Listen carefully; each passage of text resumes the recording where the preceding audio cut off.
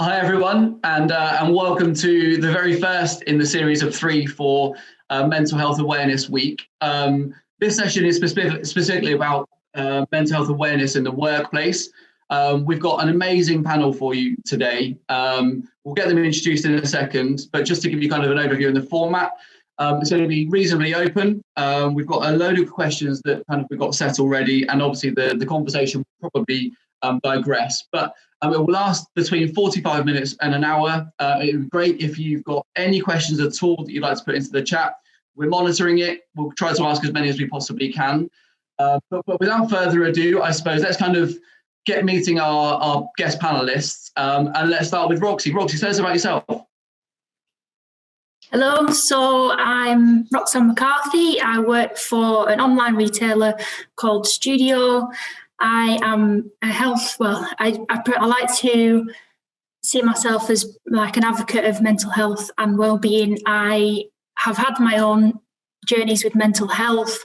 In the past year, my dad took his own life, and I've had a friend that's took her own life during lockdown, and it's kind of made me even more passionate about, getting myself out there to kind of champion this. I've got a HR background, currently working a transformation role, but I just like to use my voice and my experiences to kind of put myself out there, just to break down the stigmas that there is out there and actually start having these conversations. I did in December, I dressed as an elf for 31 days that quite a few people probably have seen, and that was just to kind of talk about, create the conversation. It's almost like you're wearing the elf hat was almost the start of the conversation, and kind of accepting, mental health, and even just having a little bit of festive fun at the end of 2020, because obviously it was a difficult year, but just getting out there, promoting wellbeing, raising a little bit of money, and just sharing my own personal experiences. And dedicated to dressing as an elf for 31 days. And maybe this year, 2021, you'll see me again as an elf. Amazing. Amazing. And Mandy? Yeah, so my name is Mandy Plues, and I'm the owner and founder of Yorkshire Mental Health First Aid, which is a training business, and we deliver training to businesses, organisations and individuals to raise awareness around mental health, specific conditions, to teach people how to start conversations about mental health, specifically in the workplace, what good mental health policies in the workplace look like, and how people can approach those conversations, and then from there signpost people to professional help if required. Amazing. And Catherine?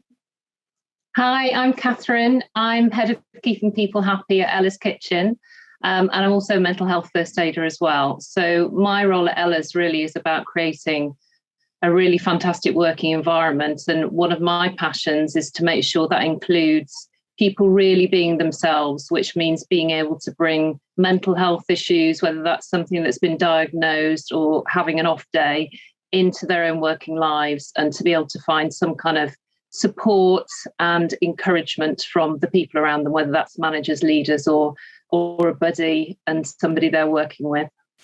Amazing. And co-hosting this with me today is Michael Lloyd. So Michael, tell us about yourself. Hi everybody, good afternoon. I'm Michael Lloyd. I'm the founder of the Mental Health Charter. We work with businesses to get that conversation started. Obviously, some businesses are doing some amazing things in terms of mental health awareness, and others just don't really know where to start. And that's where we come in, just to help businesses move that forward and to get that conversation started as well. So thank you for joining us. Amazing. And look, let's get kind of cracking with the first question then, Michael. I believe you're going to ask it to the panelists. Yeah, so obviously we all talk about a mentally healthy workplace, but what does that actually mean? So we talk about promoting awareness and well-being within a workplace, but I think it'd be good to talk to Catherine actually in terms of absolutely love your job title. That is the best job title I've ever. I think probably something Paul and Dave want to have before the end of the year. But Catherine, just talking about Ella's Kitchen and what creating a mentally healthy workplace means to you and the culture that you've got within the business. So I think for me, having a mentally healthy workplace, despite my job title, does not mean that everybody is going to be happy all of the time, which I want to make really clear. You know, that's not what we're striving for. So for us, this has been really about thinking about people's well-being in the whole. So we've done obviously a lot of stuff on the physical side, but looking at mental health for us was really about thinking, how can we support people who have mental health issues? So can we fund a therapist, for example? Have we got enough mental health first aiders? Do people know how to access help? But I think the wider thing for us has really been focusing on our values. So 2 of our values are good to each other and want to win. And before the dreaded pandemic started, we'd already said, let's focus on want to win as our value of the year for the financial year that we're just closing. But what that's really meant for us is to be looking after people's resilience. So we've really focused on, yes, making mental health first aiders available, pointing people in the direction of health and support, but also putting everybody through a training program, which was called Want to Win Bootcamp. So it was all about resilience. So that's one way we've done it. I think the other piece for us in terms of this sort of healthy workplace is very much about mental health being considered when you make decisions or when you make changes. So I think one really good example for us was right at the beginning of the pandemic. We've got 50% parents at Ella's. We're an organic baby food business, so it's not surprising we attract lots of parents. But obviously they were straight into homeschooling tiny children and trying to balance their work life. So one of the ways we looked after their mental health was to say, you decide what hours you're able to work, but put your families first. Just all we ask in return is that you tell us what hours you can work, and we'll pay you in full for that time. And I think immediately that took an awful lot of anxiety away from people. And I think the second example has been in the most recent lockdown. Feels like we've been in lockdown all year, doesn't it? And the most recent lockdown. So again, everybody's back to homeschooling. We also had to deal with Brexit from the 1st of January, so the aftermath of that, which is quite key in our business. So again, same reassurance, do the hours that you can do, just let us know.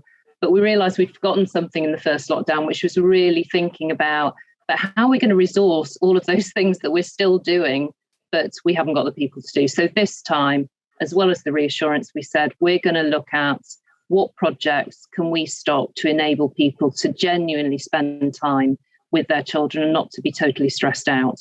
And we've also put in a red, amber, green system. So every month we get feedback from individuals and managers about people's workloads. And if somebody is in red, we'll immediately try to do something about that, whether that's recruitment, a more long-term solution, or whether it's just somebody who's maybe a bit less busy can help out somebody who is red. And I think that's a really nice way of getting all the team involved in helping each other out and looking after each other, because we can't always see that now. And when we were in our beautiful barns, you could see if somebody was struggling.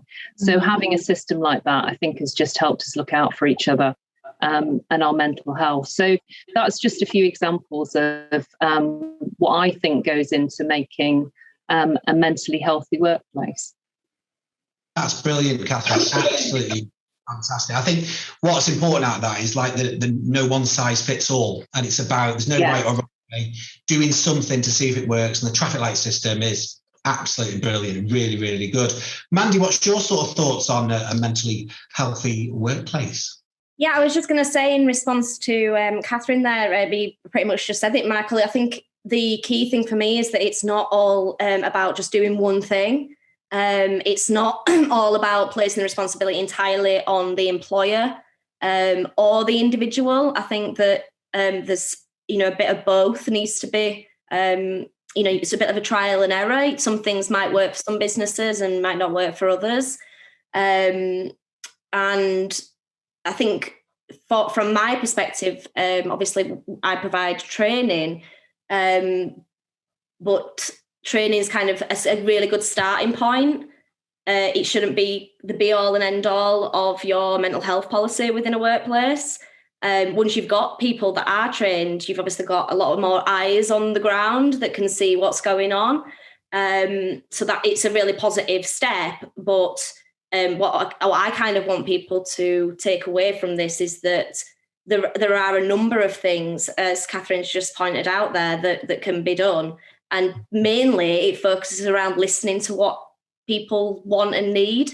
So that would be my kind of key thing, that, you know, put your surveys out, have conversations with people, make sure you're meeting up with people one-to-one, even if it is at the moment over Zoom, you're making people feel valued.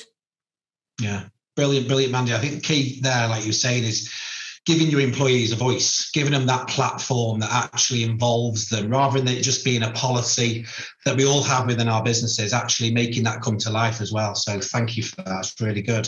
And also, just to kind of follow on from that, Michael, I think, and I'd like to open this up to kind of anyone that wants to kind of speak about it, but what can companies do to say, everyone says, that's fine, bring your whole self to work, and if you're struggling mentally, honestly, come to us. The stigma is still there.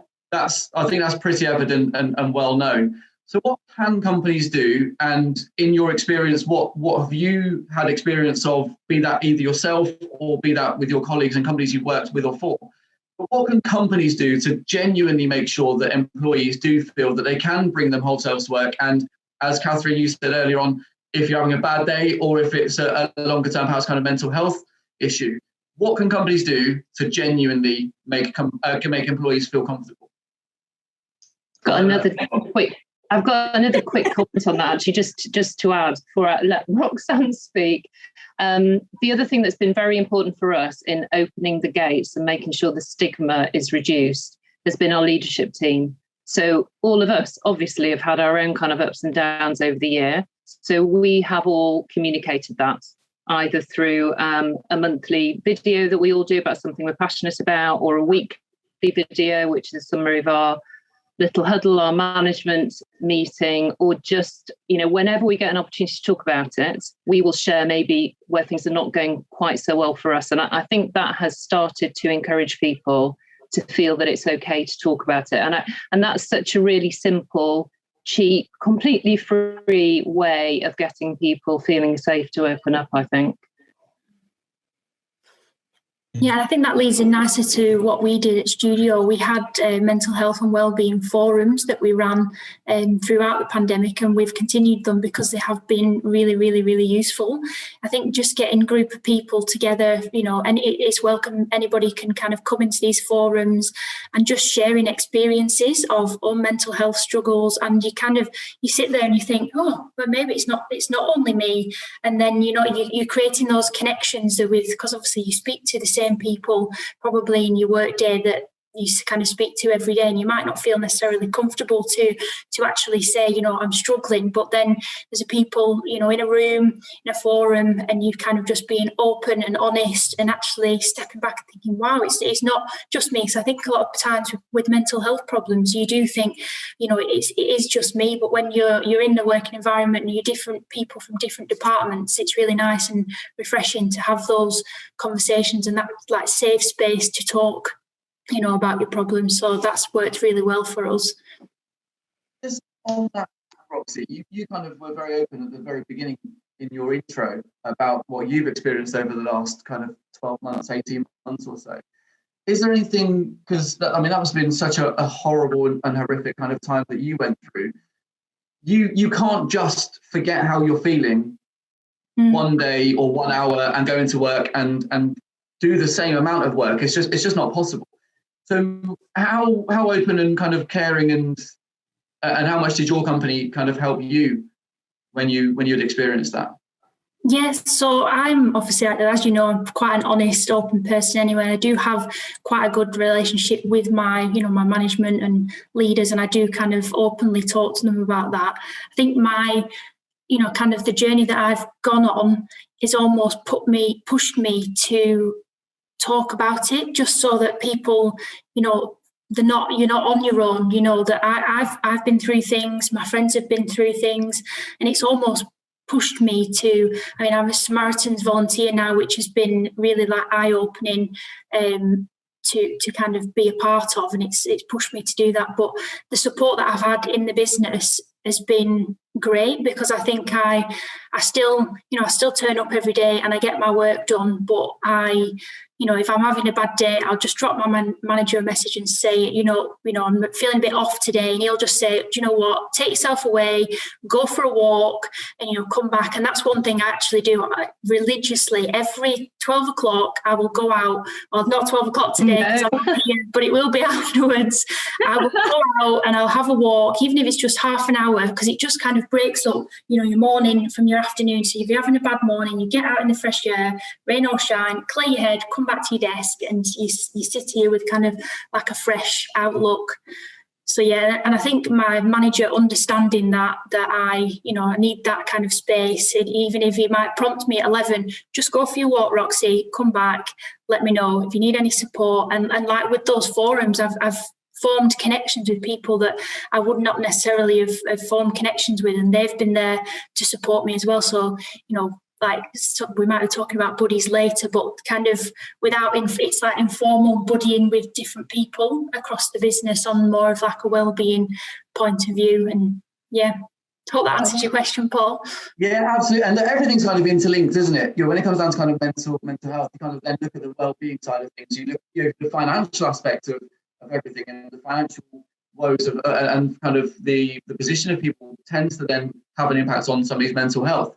But I'd like to kind of put this to kind of say, Mandy, because you work with a lot of companies, Michael, obviously formerly in HR, and Catherine as HR director. How do you make sure that your employees, or how do you make sure that companies try and make sure that their staff and your employees get out for exercise? Because it is so key to not be sat, especially when you can be Zoom after Zoom after Zoom, to get out. And it can be one of the easiest things to not do. How do you make sure, how can companies go about making sure that they do, that is part of a daily basis for every person in their team? Yeah, I'll go first. So one of the things that I've seen businesses doing is doing walk-in meetings. So what's the point of being sat in a boardroom or on a Zoom call? Like, we can meet up with one other person at least throughout this time. So I think that is a really good way to kind of shake things up. And I think being out and about, not only do you get your exercise, obviously we know that there's a massive connection between physical and mental health. But I also think that there's something about being outside that generates ideas and makes you think differently. I think sometimes if you're in one office, in one boardroom, in one meeting room, you're not stimulating that kind of creativity. And I think that's kind of, it's good for the business and it's good for mental health.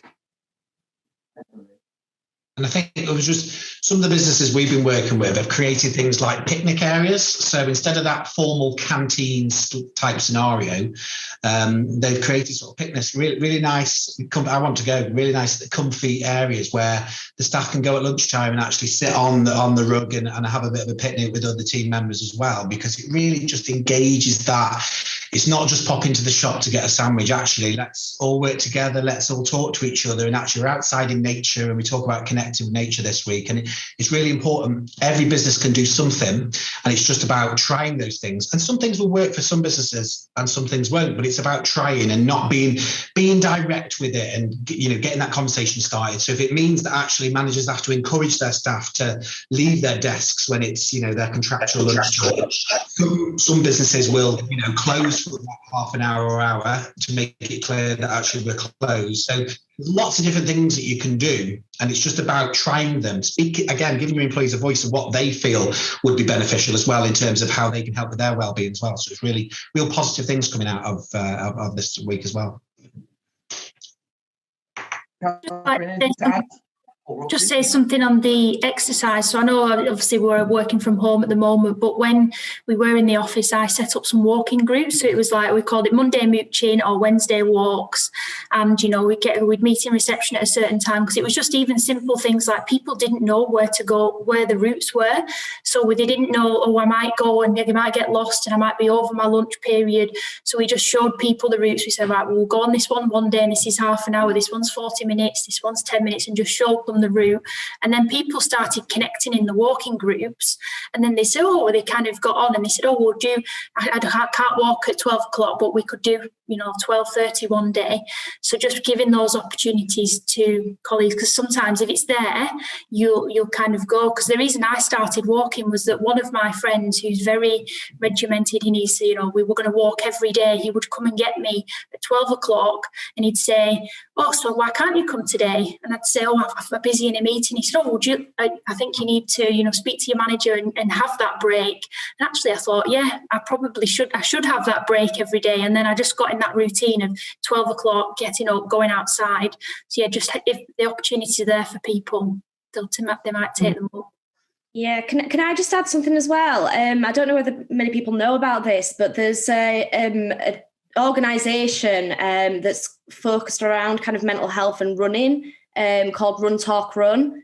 My friends actually started the one that's local to us, but I know that they're kind of all over the country.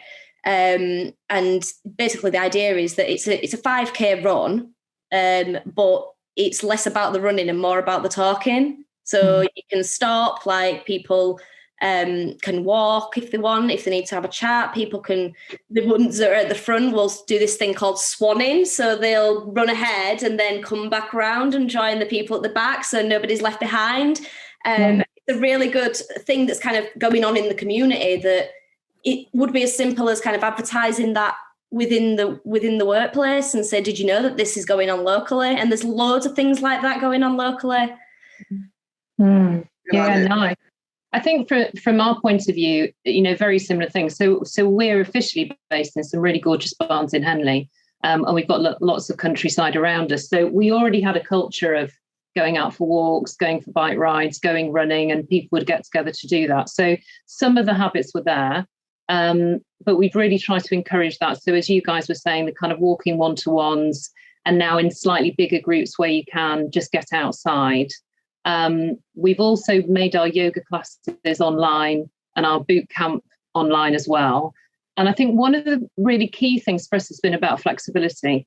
So I know we've talked a bit about, in your lunch hour, go and do that. But I think working from home has meant everything just melds in a bit. And I think, it's up to people when they choose to do that. So if you don't want to do the boot camp class at that particular time, then watch the recording and do it when you want to, or just flex around what's happening at home. So I think that's important. And I think the final thing is, I personally do think exercise is crucially important. It's so important to get out there. But I know it's not necessary for everyone. So we've also arranged a few things which are more about getting out of your work environment or your head and doing something else. So we've done things like painting workshops, for example, breathing workshops. We've done sleep workshops in the past. So just giving people something different that might appeal to them to take them away from their normal day-to-day. I think you're absolutely right in that making that assumption that exercise is for everyone. And it's a bit like saying, well, you've got one mental health policy, it's going to suit everyone. It really isn't. And I think I spoke to somebody the other day and they were talking about introducing hobbies, and they had hobby groups because some people were far more interested in hobby groups than they were, and that was their kind of their I suppose their break, if you like, and that was kind of stimulating them, and it's such a good idea. And I think when it comes around to that flexibility, and then we've obviously the pandemic has been such a huge focus for everyone, and prior to kind of entering the very first lockdown, every company and every employee was worried about how they make that transition into the workplace. I think now the fear is, well, how do you make that transition out from home and back into the office? I'd love to know. Again, I'll open this up to everyone, maybe starting with Catherine, perhaps, because, from an Ella's Kitchen perspective, it'd be great to understand maybe what you're doing. And I've spoken to so many people, so many at different levels, and there doesn't seem to be a one size fits all. There seems to be a mix that people want, but there's nobody kind of agreed on the mix. How does a company start to try and please everyone when you really can't please everyone? So what's Ella's Kitchen doing on that transition back to work and how to kind of gauge what staff want? No, that's fine. So I just want to paint a really quick portrait of what life at Ella's was like before lockdown. So we were very much about being together. People could work from home, but it was probably for a 1 day a week, something like that. So we had this very sort of together culture, which is lovely. So it was a massive change for us to go into lockdown. And I think where we thought we would end up is stipulating coming in for a number of days. So we had a leadership team meeting in September and thought, well, it's not going to go on for much longer. So when we go back, maybe 2 days a week in the office, something like that. We then surveyed everybody just to sort of ask them a bit more, and surprise, everyone came back and said 2 days feels about right. And we thought that's because we said that. And we didn't ask the right question, which is, what do you want to come into the barns for? That's really important, because what we want to do is to take the best of this experience, which is people exercising more because they've got time to, not having to get in a mad rush in the morning when they've got loads of jobs to do, having complete autonomy over their work and feeling better for it, and not using a load of carbon to come to and from work.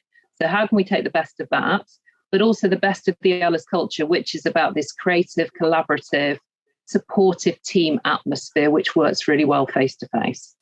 So having done the survey, where we are now is we are now thinking about how we use the space of the barns, and we want that to be some kind of collaborative working space. And we're spending time just thinking about, what do we really need people to come in for? So that's the pivotal question, because it might be we go, there isn't anything, or it might be we say, actually, maybe once a month we're all going to get together and we'd love everybody to come in for that. So we're really working through that now on just understanding what does the company need and what do individuals want, and melding those two things together. So it's not the easiest way of doing it. The easiest way is to say it's 2 days. But I think by working through this, we'll get to a better place. And running alongside that, again, is the mental health piece. So, you know, thinking about how people cope with change. So, yes, it's great that the world's opening up. But when we looked at our survey, you've got a bunch of people who say, I want to come in the barns, but I want it to be like it was before. So no social distancing, all the coffee machines on, sharing breakfast and that kind of stuff. And on the other side of it, you've got a group of people who say, I'm a bit nervous about coming in and I'd like everyone to be vaccinated before I come in, and everything in between. So we're now going for a gradual reopening starting on the 28th of June. By that point, everyone will have worked out with their manager how they want to come in, when they want to come in. And what we've said, which maybe is a cop-out, but I think it's probably a good idea, is we're going to trial things. So between the 28th of June and probably the end of September, we're just going to give it all a go and see how it works out. And if we've got it wrong, we'll change it. If, you know, our IT can't cope with some people at home, some people in the office, we'll have a look at that.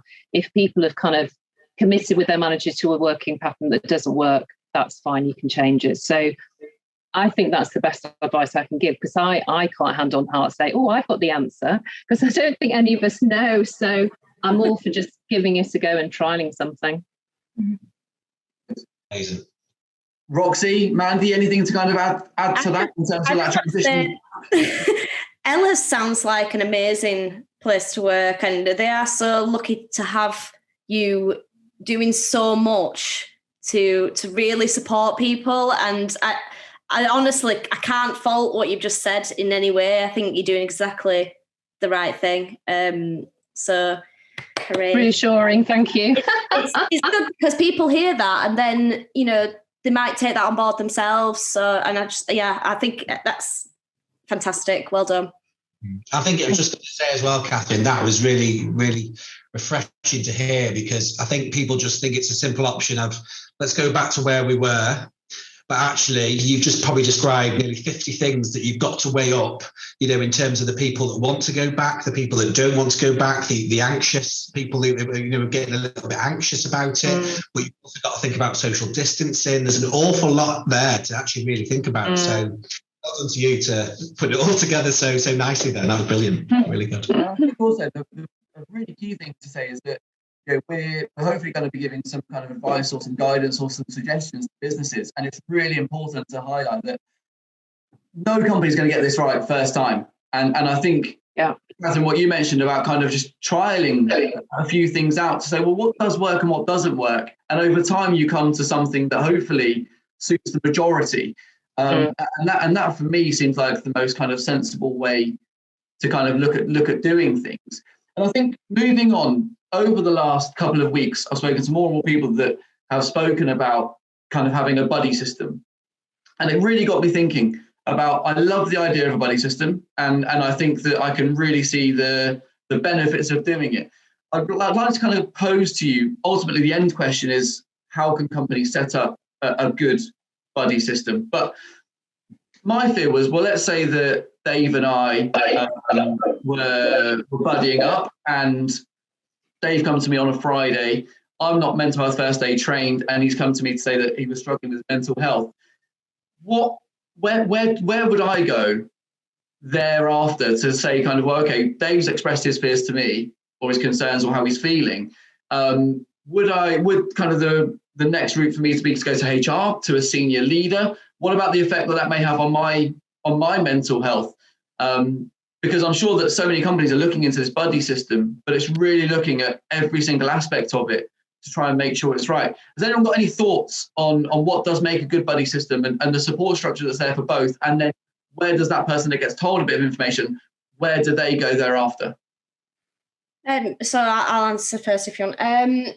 So for me, one of the simplest things, well, it might not be simple initially, but once it's set up, would work really well, would be to have a list of places that the person can be signposted to. So from a really simple point of view, then you'd be looking at, maybe the GP or something like that, which would always be kind of one to remember if you can't think of absolutely anywhere else where they could go. But obviously in each of our local areas, there will be organisations and different kinds of maybe self-referral, like talking therapies and things like that.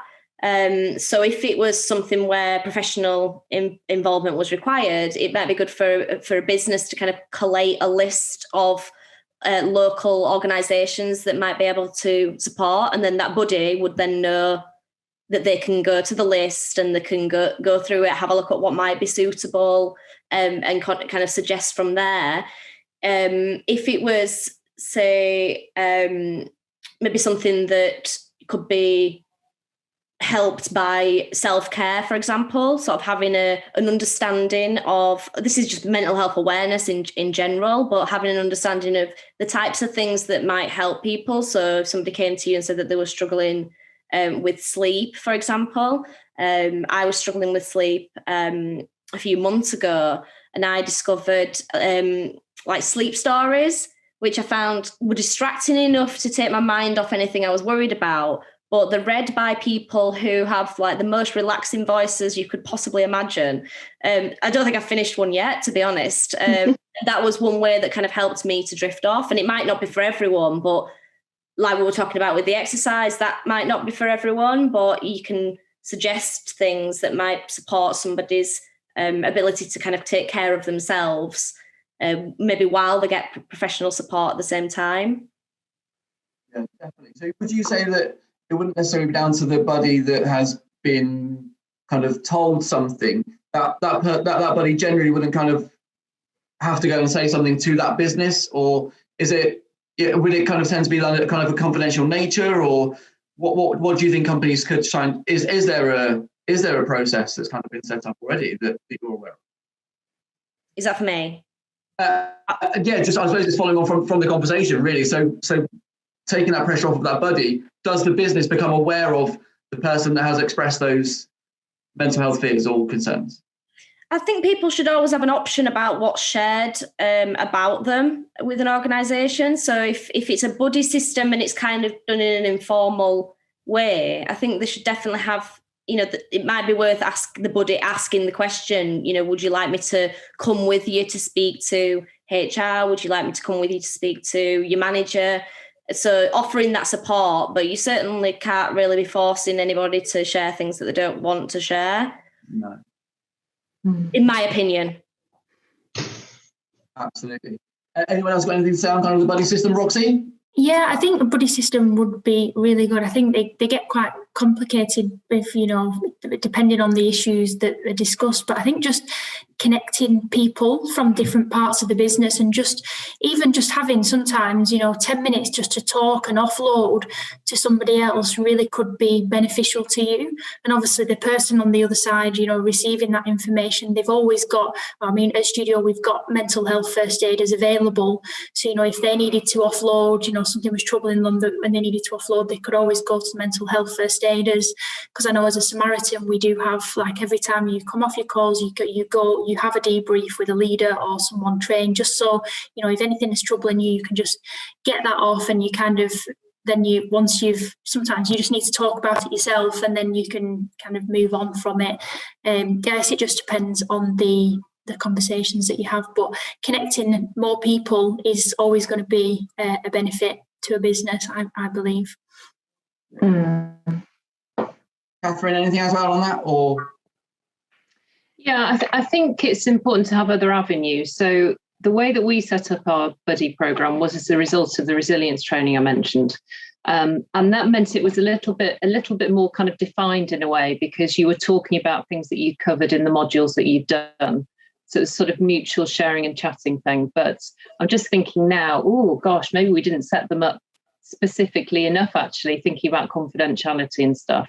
But I think everybody, whether they're a buddy or not, needs to know where to go if there is an issue. So for us, mental health first aiders play a really good role in that. And actually, to add what Mandy had to say, I'm 95% sure that when we went on the mental health first aider training, they give you a book with lots of different contacts in there, which is great, because then your job as a mental health first aider is to signpost, not to solve. So you've got all that information there. And I think for a lot of people, that's a really good starting place, because there's no hierarchy there. You're not thinking about going to tell a manager or a more senior person, not that it would matter, but I think it just feels perhaps a little more informal for people to take that route. So maybe you would advise your buddy and say, this might be a good thing for you to do, rather than feel that you're betraying a confidence. Yeah. Absolutely. And actually, on the note of mental health first aiders, and again, this is a question to everyone, but Michael, I'll ask you, is there a proportion of the company, or depending on the company size, that you would recommend that should be mental health first aid trained? Every single person would be my answer. I mean, it's such a powerful thing to have within your business. What really is frustrating for a lot of mental health first aid trainers is the fact that, physical first aid is a requirement within a business, but mental health first aid is not.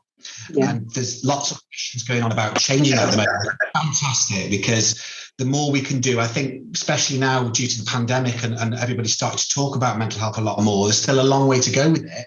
But actually, you'd probably use a mental health first aider more than you possibly would a physical first aider. So, there's no set criteria at the moment. I know MHFA England are looking at putting some sort of remits in for that. But the more people you have within your business, not only does it help you and your business and your colleagues, but it also helps in your home life as well. And seeing, in terms of people that you might need to support at home, who might need that support. And Mandy, I know you obviously with your mental health first aid training, we were talking the other day about having mental health first aiders is that first step, and it's really great about exposing that. I don't know if you wanted to just talk on your experiences with businesses and mental health first aiders. So what I've found is you've got some people who completely get what you've just said, so we'll send a huge amount of people to be trained, and that's great, and they do see it in line with physical first aid. What I sometimes see as well is medium-sized businesses sending a couple of people, and I think that it's a lot of pressure for them to try and kind of, as it would be with physical first aid. So I think the thing for me is kind of making it so that it's the same, it's viewed in the same way as physical first aid. And like you say, it's probably going to be more required. And it's not like we haven't already got advice from the health and safety executive on looking after psychological well-being. and obviously more so this year when the international standard comes out in August. And I think that will be quite helpful for businesses as well. So, yeah, sorry, totally forgot the point then. Essentially, the recommendation is to as many of your business to be mental health first aid trained as possible, and communicate it and make sure that it's not just that one training session, it's an ongoing kind of communicated process. Yeah, and the other thing I would say on that is that training shouldn't be a kind of, you train people and then they're left to their own devices as well. So there's a really good app called FormScore, which basically allows you to have like a circle of friends within this app, and you can all check in daily. So it's like one simple question: how are you today? And you can rate yourself from 1 to 10, taking into account. I think there's about 10 questions that you can work through to do with how well you slept. If you've managed to get some exercise in, or if you've got some exercise planned in. So all of those things that we kind of talk about being good for well-being. The idea behind it is then over time, as you put those scores in, you build up an understanding of not only yourself. So for me personally, it tells me that my best days are Tuesdays and my worst days are Fridays. So that helps me to plan ahead. So if I'm going to do something, Tuesday's the day for me. Friday, I'm not going to be doing anything taxing because it's just not a good day for me in general. And that's not to say that every Friday is going to be awful, but that's the pattern that's kind of emerged from me inputting that data. But what it also allows you to do is check on people that you're connected with through the app. So if somebody is struggling, then you can reach out to them and say, how are you doing? I've noticed that your score's a little bit lower today, or it's been going down this week. Is there anything that you want to talk about? I'm here for you if you do want to talk. Or even kind of arranging to then go out and do one of those walking meetings or whatever it is that you kind of want to do. A mix of everything we've just discussed. Where you've got to kind of have those non-work related meetings. It's kind of really key to have the mental health first aid training, so you've got people that kind of know what they're talking about and know how to signpost and know how to kind of work with it. And then obviously the leadership side that we've kind of talked about as well. Trying to get leaders of businesses to open up and be honest about their mental health struggles. Personally speaking, again, I'd love to know what everyone kind of thinks on this. And Catherine, you alluded to it earlier on, but having business leaders open up and be more open about their mental health struggles. We all have them, especially more so now over the last kind of 12, 18 months or so. Do you all feel that kind of having business leaders being open and honest would make employees actually feel more comfortable with being more open? To anyone?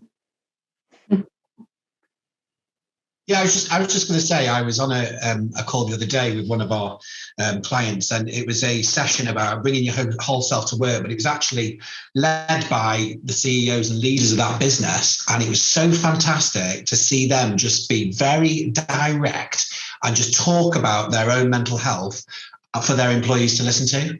And that, honestly, it really took me back a little bit as well, because it was like, wow, this is something new. This is coming from the top, that actually it's okay. It's okay to talk about how you're feeling. It's okay to open up. The fear of being sacked if you've got a mental health, diagnosis, or you're worried about where to go with it. Actually, we need to have that open conversation. And if it comes from the top, even better. And I think a lot of the time, having worked in HR myself previously, everyone expects HR to be the people that actually passionately pass on that message, but actually it comes from everybody within that business. And the more employees see that the leadership teams within that business are really showing their support and commitment about opening up, the better it is for us all, I think. Absolutely. I think actually talking on the note of HR, I had a conversation the other day with somebody who's in HR and was talking about, well, I'm in HR and I've got kind of the senior leadership team putting pressure on me to kind of roll out all of this and manage everything. And then I've got all the employees coming to me, talking to me about mental health problems. Who's there to support, generally speaking, who's there to support HR professionals in all of this? Because HR, Catherine, you're probably in the same position. Michael, you've been in HR previously. Who supports HR in all of this? Yeah, it's a great question. I think particularly in the last year, I don't think we've ever been more under pressure or had so few answers. I think that's the other one. It's so unfamiliar. You can't just draw from your toolkit of solutions. I mean, I can only talk from experience at Ella's. What we have tried to do as our HR team is just spend time together, making sure we're all right. And, there have been moments when someone's had an off day and just hasn't really been able to take a call from another employee, and that's fine. One of the rest of us will step in. So just being really supportive of each other. I think the other thing that we haven't really talked about that I still think is quite important is your benefits package or your employee assistance program, because whilst it's great to go to someone internal in a supportive environment, our provision provides for counselling sessions. So there is always that option if you're not getting the right support as an HR person from between all of you. So I would advise that as well. And just picking up on the point on leaders as well, I know I've talked about it before, but we had such a great example of this on Friday, actually. So Will is our MD, and he did a video. We do one every month, each of us, on something I'm interested in or want to support. He did his on mental health, because Mental Health Awareness Week is coming up, and gave such a powerful talk. And the intention was that we would put it in our headphones and go for a walk as well, about his own early experiences with mental health. But what was probably even more powerful than that was talking about what he did to improve things for himself and the kind of support that he got. So there was that real message of ask for help, because you can get better and there are people to support you. So that's just a really nice example of something that will have resonated for lots of people, I think. Yeah. I just wanted to say as well on the employee assistance programme, I've come across two situations recently where people that I know was struggling with mental health for various reasons. And they kind of went down the kind of GP route, got caught on a waiting list there. And it turns out that in both cases, they both work for quite large organisations. There was an employee assistance programme in place. The problem was that no one told them about it. Yeah. So if you're going to put something in place, then you need to be shouting about it so that people know that they can use it. And they both did go to it eventually, but they had to kind of say, is there anything like this here? Do we do that? And the difference between the waiting times was, we're talking 2 or 3 months quicker that they were able to be seen because of that. Yeah. Well, I would agree with that, and I don't think we publicised it enough. And the reality is, until somebody needs it, they don't take any notice of what the number is or who the company are. And one thing we've started doing is we have a mental health first aider newsletter that goes out every 2 weeks. So on every single one of those, we remind people and we put the number on. So just something really quick and easy like that people can access. Yeah, I think that communication is absolutely vital in everything that companies do. That regularity of communication is so key. Don't just do something, forget about it and tick a box. It's got to be a continuous thing. And this kind of, before we then ask, we've had a few questions in from some of the attendees, but I'd really like to understand and get your feelings on how proactive you feel companies should be when it comes to the financial well-being of employees. Because it's not often discussed. I've worked in various companies and not once, and I've had financial struggles, and not once has anyone ever asked me from a financial, whether I would have told them or not, I have no idea. But the reality is it was never asked. How proactive do you think the company should be when it comes to the financial well-being of employees? Again, I'll ask that to everyone, but if we ask Roxy, that'd be good. Yeah, so I think it's important because obviously financial well-being can lead to a lot of other complications, down the path. Studio probably could be better I think there's things that they offer there, on our internet that you can but you actively have to probably go and find it if you need it. So yeah, I'm probably not the best one to answer on this one. Yeah, to be honest, I'm not an expert in this kind of area of well-being. However, I do know that I've seen quite a few businesses that have been kind of set up around this, or like organisations, charities, that kind of thing. So again, I think it's about kind of from an individual point of view, like being able to signpost to those things, maybe from a company point of view, engaging with some of these businesses who are experts in that field. Finding out kind of what you can do. So sorry, I don't really know. And the thing is it's certainly not as kind of mainstream as kind of mental health or physical kind of health, but it really is so pivotal in how people kind of feel. And again, there isn't a one size fits all. My personal opinion is that I think companies have to have a focus on financial well-being. Again, there isn't a right or a wrong, and there's probably a number of different routes you have to go down. But I do think there needs to be a bit more focus on companies trying to understand, or certainly helping where they can when it comes to financial well-being. Yeah, sorry, I will just add, actually, you've just made me think then that really this is something that should probably be started in school. And I think a lot of people certainly think that, like, there's no kind of, this is how money works, and APR and all sorts of things that are about being an adult and stuff, and then you go into it and you don't really know what's going on. So I think if they kind of brought it in at an earlier stage, there would be kind of less reliance in the workplace for that to be picked up, because it would be part of general education and general understanding. Not to say that it shouldn't do anything, but I think that there's certainly a gap there. Yeah, definitely. And actually, one of our partners, Mintigo, that they look at kind of the financial well-being of employees. And there was a staggeringly high percentage of people that when it gets to retirement age will be below the poverty line, but without even knowing it. And there's so much focus that needs to be on it, because you don't want to be getting to that point and not have any focus on it. So again, I think more can be done, and I think it's going to be a much bigger presence in a company strategy moving forward. We'll quickly ask a question. It was asked by Leah. How do you approach colleagues who really struggle to share their mental health issues with work? I think one thing that's important with this is you don't have to share it. You have got an individual choice in that. And it might be that you are perceiving that something's amiss with somebody and it potentially isn't. So I think it's all about how are they normally, and is there any difference? It's difficult for me to answer because I don't know the person, but I guess you've just got to do it with sort of kindness and compassion. So it might be that the opener to your conversation is just, these are some things that I've observed, and, open up a discussion that way. Mm.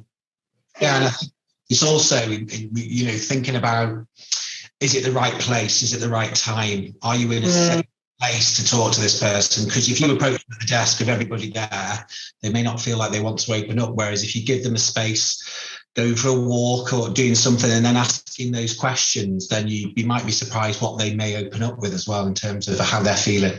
Yeah. I think that's a really important point. Just going back to what we were saying about how many people you have trained as mental health first aiders, because one of the first things you should be doing is checking in with yourself to see if you're okay to kind of have that conversation. But if you're the only person that's trained, or there's one other person and they're off sick, or they're on holiday, or there could be all sorts of reasons why they're not available, then what? Then what do? You've got you're struggling. Somebody else is struggling. It is a very difficult situation, which can be kind of easily solved, really, by training the right amount of people for the size of your business in the first place. Yeah, absolutely. Roxy?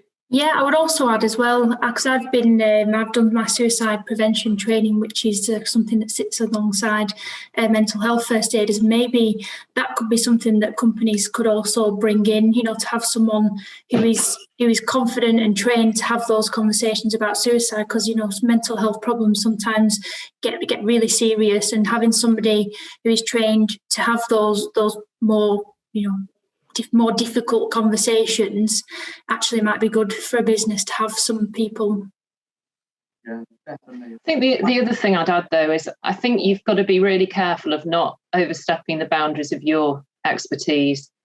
So in many situations, it's just about knowing what to do rather than trying to get too deep into the conversation, isn't it? Mm.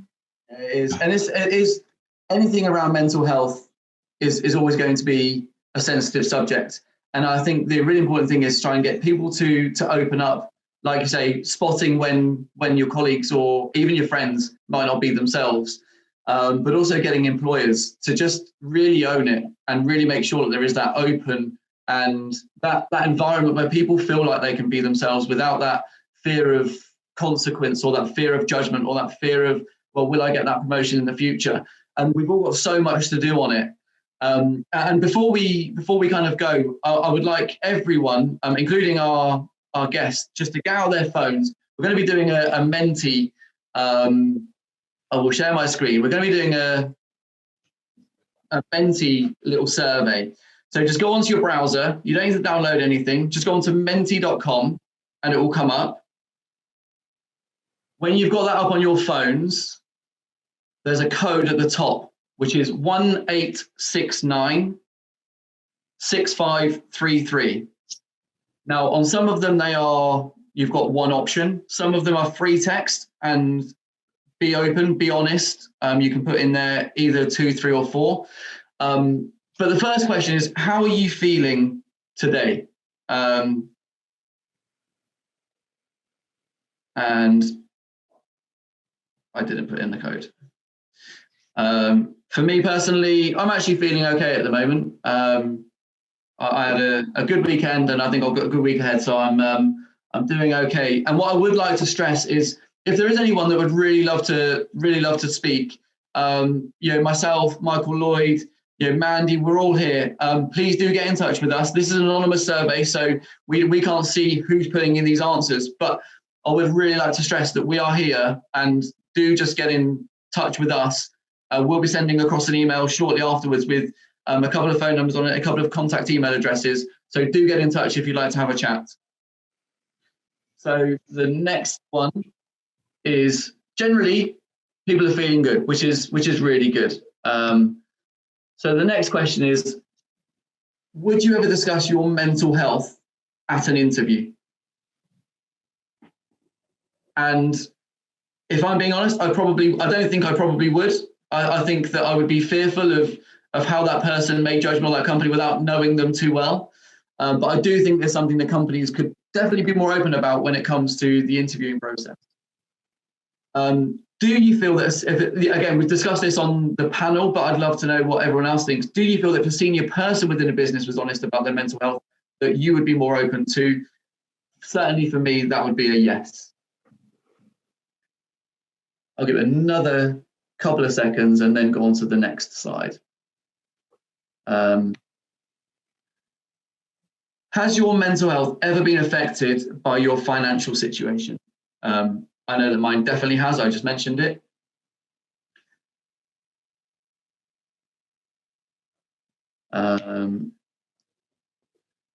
Again, we discussed it, but do you think that employers should have more focus on financial well-being of employees? And there are 3 options: yes, no. I wouldn't feel comfortable disclosing my financial situation to an employer anyway.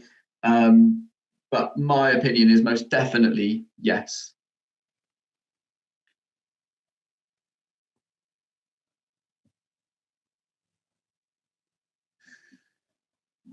How do you feel that employers could better support your mental health? Now, this is a free text, so anything that you feel that either that companies have supported you in the past or that you've supported others. But sign the mental health charter is an obvious one, Michael. Thank you. But for me, I think peer groups, I think flexible working is a big one for me.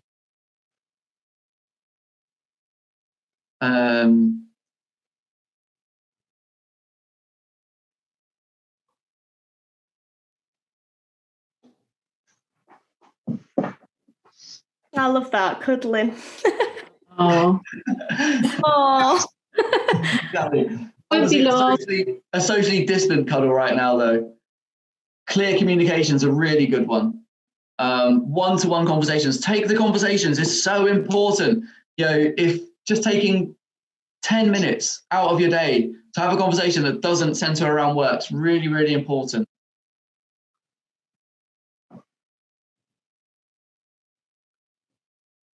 What would be your preferred return to the office scenario? Now, we couldn't put every single one in here, so we've gone with work from home full-time, 3 days from home, 2 days from the office, then the reverse, work from office full-time or other. I think I'm going to go 2 days and 3 days. I'd love to know what the other is. But other for me is flexibility. Yes. And again, companies have got a difficult one to manage on the flexibility side as well. It comes to, there is so much for employers to be thinking about. So at the moment, the winner is still changing.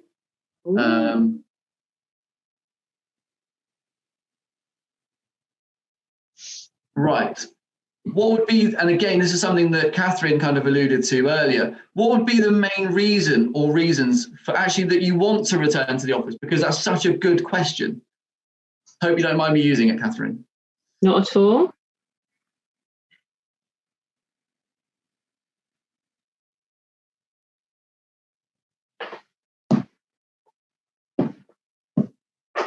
For me, actually, I'd quite like the commute. I like listening to the podcast. I like listening to getting up and actually having that routine.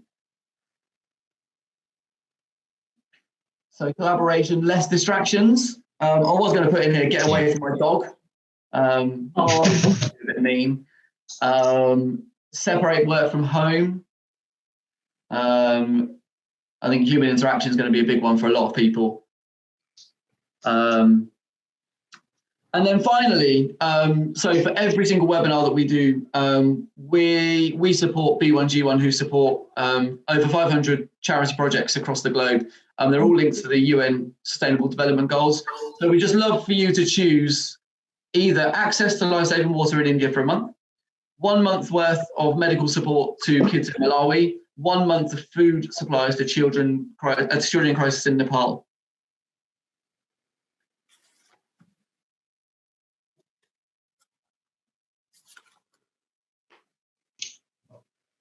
And then I'll give it 20 odd seconds, and then we'll reveal the winner.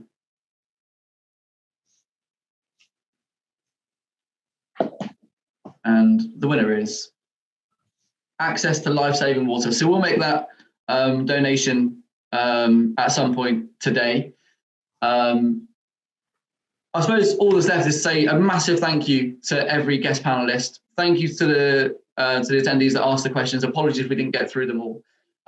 Hopefully it's really insightful. I think it's just fair to say there's an awful lot that all of us have to do to further support each other's kind of mental health, and be that colleagues or be that friends. But there's so much more that we can do, but there is a lot being done.